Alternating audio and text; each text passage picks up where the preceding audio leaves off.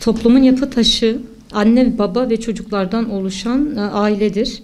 Çocukların yetiştirildiği yer, yetiştirme tarzları, yaşadıkları ortam toplumu etkiler, toplumdaki iletişimi etkiler. Aile bağları ne kadar kuvvetli olursa toplum da o denli kuvvetli olur. Çünkü aile toplumun yapı taşıdır. İlk toplumlardan günümüze kadar aile kurumu, aile müessesesi vardır. Aile içerisindeki iletişim, aile bireylerinin, aile fertlerinin birbirlerine karşı göstermiş oldukları saygı, sevgi, yardımlaşma, sorumluluk bilinci direkt toplumu da etkiler. Toplumda eğer ailede mutlu bir hayat varsa toplumu da direkt etkiler. O yüzden aileye çok önem veriliyor. Hem İslam dininde hem Batı toplumlarında, Avrupa toplumlarında. Ama Avrupa toplumu 2. Dünya Savaşı'ndan sonra özellikle Avrupalılar kadınları iş sahasına sürerek aslında aile temeline dinamitleri kendi elleriyle yerleştirdiler. Çünkü iş imkanları fazla olmuştu. Özellikle Avrupalı liderler iş imkanları fazla olduğu için kadınları da iş sahasına sürdüler. Kadının anneliğini ondan aldılar. Anneliği alınan kadın tabii ki ne yaptı? İş sahasındayken aileyi ihmal etti, çocuğu ihmal etti ve günümüz Avrupa portresi ortaya çıkmış oldu. Amerika'da ve Avrupa'da boşanan çiftlerin sayısı çok fazla. Genç nesil çok az, çocuk yapılmıyor. Yapılan çocuklar da gayrimeşru ilişkilerden olma çocuklardır. Bu nedenle Avrupa'da büyük bir çöküş yaşanmakta. Türkiye'de Batı'nın, Avrupa'nın tüm şeylerini, maddi manevi tüm sahiplerini ithal ettiği için maalesef çöküşünü de ithal etti. Özellikle 6284 yasası, yani kadına şiddeti önleme ve aileyi koruma yasası Türkiye üzerinde uygulanmaya başlandı. 2012'den beri yürürlükte olan bu yasa aslında çoğu ailenin çöküşünün başlangıcı oldu. Şimdi yaklaşık 6 seneyi geçti, 7 sene yakın bir süredir bu yasa Türkiye'de yürürlükte ve boşanan çiftlerin sayısı çok fazla. Bu yetmezmiş gibi özellikle bu yasa incelendiği zaman bu yasanın maddeleri arasında hani aileyi bir arada tutma adına, aileyi barıştırma veya şiddeti önleme adına herhangi bir maddesi yoktur. Sadece şiddet olduktan sonra erkeğe bazı yaptırımlar yapılmakta. Özellikle dediğimiz gibi bu yasa yürürlüğe girdiğinden beri Türkiye'de kadın cinayetleri sayısı artmış. Bu da bize gösteriyor ki aslında bu yasanın çok da Türkiye şartlarında çok da başarılı bir yasa olmadığı. Şimdi biz yetkililere diyoruz ki madem bu yasa 6 seneden fazla da Türkiye'de yürürlükte ve herhangi bir çözüme ulaşılamadı, bu yasa kaldırılmalı veya bu yasa üzerinde bazı oynatmalar yapılmalı. Şimdi Avrupa'dan getirilen bu yasa özellikle Türkiye Avrupa Birliği'ne girebilmek için bazı yasaları Avrupa'dan direkt alıp Türkiye üzerinde uygulamaya çalıştı. Halbuki Türkiye %90'ı Müslüman olan bir ülke. Hani buranın gelenekleri, görenekleri vardır, İslami hassasiyetleri vardır. Bu yasa Türkiye'de uygulanmaya çalışıldığı için çok da başarılı olunmadı. Bu yüzden yetkililerin bu yasa üzerinde yasayı tekrar gözden geçirip bu yasa üzerinde oynama yapmaları gerekmektedir. Şimdi İslam dini evliliğe çok büyük önem vermektedir. Bunu nereden anlıyoruz? Allahu Teala birçok ayetinde ve Resulullah'ın hadislerinde evliliğe teşvik yönünde birçok şeyini, farziyetini görebiliyoruz. Allahu Teala Resulullah'ın sünnetinde evliliğin bize farz olduğunu aslında gösteriyor. Bir de aile hukukunun düzenlenmiş olması, bu da ayrıca Allah'ın evlenmeye, aile müessesesine ne kadar değer verdiğinin ve önem verdiğinin bir göstergesidir. Çünkü İslam hukuku incelendiği zaman evlilik hukukuna dair birçok hükmün bulunduğunu bizler görebiliyoruz. Yani hiçbir hukukta olmayan ayrıntılar evlenme hukukunda, evlilik hukukunda ve aile hukukunda mevcut. Bu da bize gösteriyor ki Yüce Yaradanımızın aileye verdiği önem, insanlığa verdiği önem yine aynı şekilde ortaya çıkmış oluyor. Avrupa'da birçok çocuk anne ve baba ortamından uzak, daha doğrusu aile ortamından uzak bir yerde yetişmekte, büyümekte. Aile ortamından uzak büyüyen çocuklar psikolojik, yani manen çökük oldukları için psikolojik sıkıntılar yaşamakta, bunalımlara girmekte. Bu tür çocukların uyuşturucuya bağlanmaları ve yani bunalımlara girmeleri daha kolay. Yapılan araştırmalarda özellikle yani Avrupa'nın çöküşü, Batı'nın çöküşünün en büyük sebebi aile müessesesinin, aile kurumunun ortadan kalkması, gayrimeşru ilişkilerin başlanması. Şimdi hani buna acilen çözüm getirilmesi lazım. Avrupa bunun farkında, bunun bilincinde yeni tedbirler almakta ama yeni tedbirler, aldığı tedbirlerin insanlar üzerinde bir yaptırımı şu ana kadar olmamış, herhangi bir iyileşme olmamış. Şimdi bunun birçok sebebi vardır. Aile birdenbire yok olmamakta.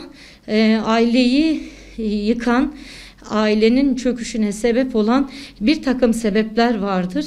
Hani inancın zayıflaması, Avrupa'da biliyorsunuz kendi gelenek ve göreneklerine göre hareket edilmemekte ve günümüzde bu Türkiye'de de uygulanmakta. Maalesef inancımızın zayıflaması, gelenek, görenek ve adetlerden uzak kalmak yine ailenin çöküşüne zemin hazırlanmakta. Bunlar birdenbire olmayan şeylerdir, zaman isteyen şeylerdir. Ama Avrupa bu çöküşü yaşıyor ve kendisi yaşadığı gibi bizlere de bu çöküşü yaşatmak istiyor. Bizler en acilinden acil tedbirler alıp aileyi bunların pençesinden kurtarmamız gerekmektedir. Şimdi 6284. 4 nolu yasa, bu yasanın maddeleri incelendiği zaman bizim İslami hassasiyetlerimize uygun değildir. Örf ve gelenek ve göreneklerimize de aslında uygun olmadığı görülmektedir. Ve bunun mağdurları çoktur.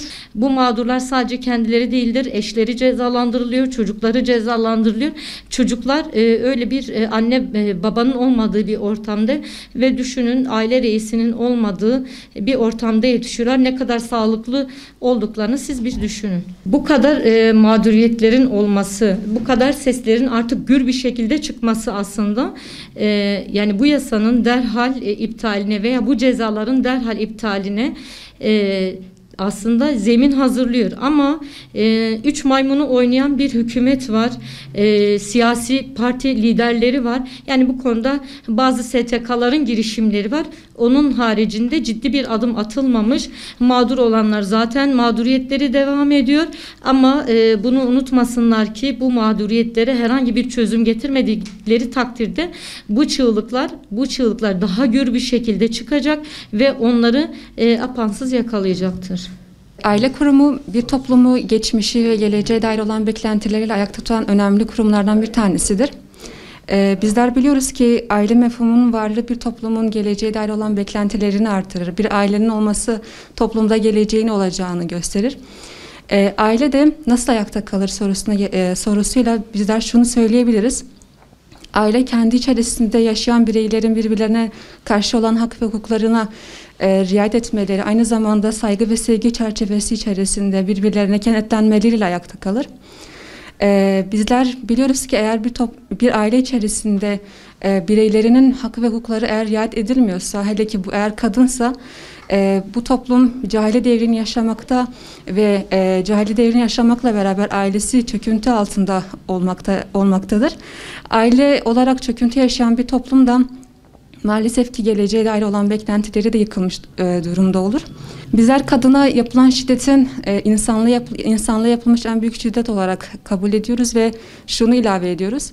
Kadına yapılan bu hukuksuzluklar batıdan ithal edilmiş olan kanunlarla değil, bizim toplumsal gerçekliğimizi taşıyan ve bizim toplumsal değerlerimizi yansıtan kanunlarla düzeltilmesi gerektiğini savunuyoruz. 6284 sayılı kanun 8.000 aileyi ve ardından 16.000 çocuğu mağdur etmekte. 8.000 aile evet erken yaşta evlilik yapmış fakat bu evlilikleri aile cüzdanıyla resmi bir meşruiyet kazanmış durumda. Fakat bunlar maalesef ki cinsel istismarcılar olarak cezaevine tutulmaktadır. Maalesef ki toplumda hiçbir meşru tarafı olmayan zina serbest bırakılmakta. Bizler şunu savunuyoruz. Eğer bir toplumda resmi bir meşruiyet kazanmış bir eylem varsa bunların serbest kalması gerekir. Aynı şekilde hiçbir meşruiyeti olmayan bir eylem serbest bırakılıyorsa bu toplumda bizim toplumsal değerimize hiçbir şekilde uygun olmayan hareketler var demektir. Bizler şunu savunuyoruz. Bizler ithal olan kanunlarla değil, bizden olan yasalarla, kanunlarla yönetilmeliyiz. Bizden olmayan kanunlarla eğer yönetilirsek maalesef ki toplumun temellerine dinamitler yerleştirilmiş olacak. Bir an önce bu huzursuzlukların sona ermesi ve toplumun ıslahı için bizden olan kanunlarla bizim yönetilmemiz gerekiyor ve bunlara bir an önce son verilmesi gerekiyor. Şimdi bizler Batı'da aile mefhumunun çok da sağlam olmadığını biliyoruz. Bundan dolayı onların bir geleceğe dair beklentileri de yok. Genç nesiller yok. Genç nesiller olmadığı için geleceğe dair beklentileri de çok da fazla yok. Türkiye'ye dayatılmak istenen bir nevi de onların geleceğe dair olan beklentilerini bitirmek ve onları sonlandırmaktır. Bizler batılı olan yani bizden olmayan, bize yakışmayan, bizim toplumsal değerimize uymayan bütün kanunların bizden çıkarılması gerektiğini savunuyoruz. Ya 18. yüzyıla kadar kadın bir toplum içerisinde çok da önemli bir yere sahip değildi. Kadın hep dış plana atılan bir unsurdu.